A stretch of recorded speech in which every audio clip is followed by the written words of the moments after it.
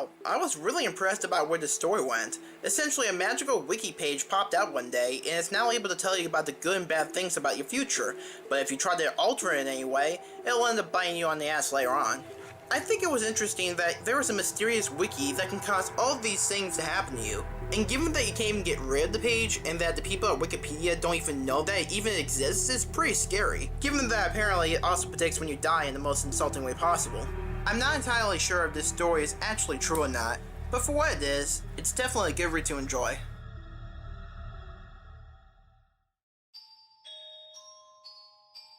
Bree, don't delete this. I know you hate me, but we were best friends once, and I need you to read this. I think I'm in serious trouble, and there's nothing you can do, but I need you to read this so you will understand. I know we haven't talked much since sectionals. It's been forever, but what happened to you wasn't my fault. At least, it wasn't entirely my fault. I know everyone thinks it was, but I would never do anything to hurt you. This is going to sound crazy, but I need to tell you this so that someone knows. It started when we were in the 8th grade. It was the night before the Crystal Classic competition. I was at home and I couldn't sleep because I was so nervous about competing. Well, I got on the computer, just sort of surfing the web and stuff, but I couldn't concentrate on anything. I was just sitting there, so I googled myself. I should have never done that, Bree. At first, it was all the usual stuff you find when you Google yourself. Then I found a link to a Wikipedia page about me. I thought a club made it or my dad or something. There wasn't much there, just some basic facts about skating and what city I lived in. But the thing that got to me was when it said I won this year's Crystal Classic. I laughed. I thought for sure someone just did it to encourage me. I confronted my dad about it, but he denied it. When I won the competition the next day, I was so happy. That was the first competition I had ever won and it felt so good. Remember how hard I worked after that? That's when my parents hired Sergey to coach me. You know how much that must have cost. After that, I would check my page before every competition and it would always tell me the result of how I placed. It said I would win the regionals at 15, and it all came true. After that, Sergey convinced my mom and dad that I had a real shot at the Olympics. That's when they pulled me from school. I skated every day, but I wasn't progressing the way Sergey told me I needed to if I wanted a shot at the championship. I was working so hard and I was skating well, but still, Sergey said it wasn't good enough. When the sectionals came, all I could think about was winning, so I did something I shouldn't have. Everyone was saying that you were the favorite, and I felt like I had already lost the competition, so I made a Wikipedia account and tried to update my page to say that I was the winner. The thing is, after I tried to update the page, I checked it, and all it said was, Annora Petrova is a selfish bitch who is gonna get what she deserves.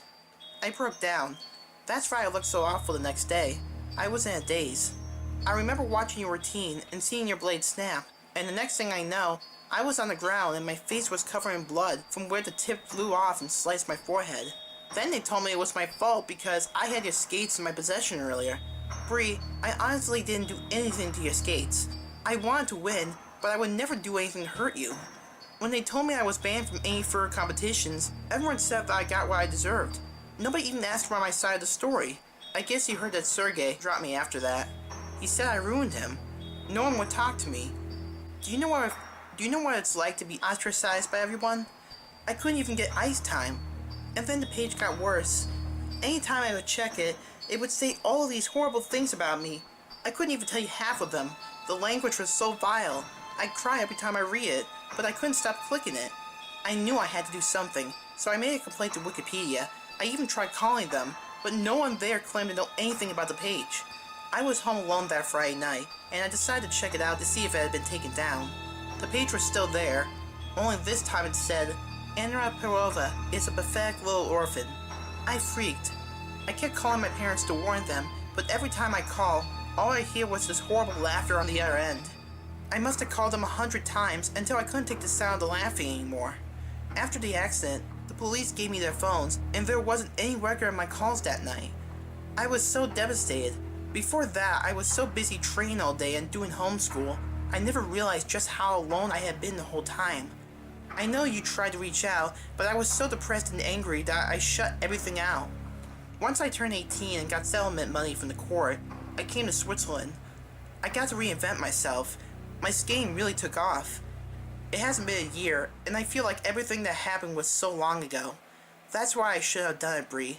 I'm writing to you from an old hotel outside of Prague. I am auditioning for the ice circus tomorrow. I know it's the kind of thing we used to make fun of, but I really want this. I was really feeling nervous, and out of an old habit, I clicked my page. It's so hard to say this, but when I click the page to see if I get the job tomorrow, all it says is, Annora Petrova died friendless and alone, and it has today's date listed as the day of my death. I am sobbing so hard I can barely type this, but I want you to know the truth. Please believe me, Bree. I attached a screenshot of the page so you will believe me. It's all there just as I told you. I don't know what to do. I don't know anyone here and nobody speaks English. I kept refreshing the page. God, it's been forever. I kept refreshing, but it still hasn't changed. I'm waiting for midnight. I don't know what to do, so I locked myself in my room. There are only a few minutes to midnight now. All I can do is refresh the page. I am exhausted, but I can't stop. I'm afraid to leave this computer until I know what happens next.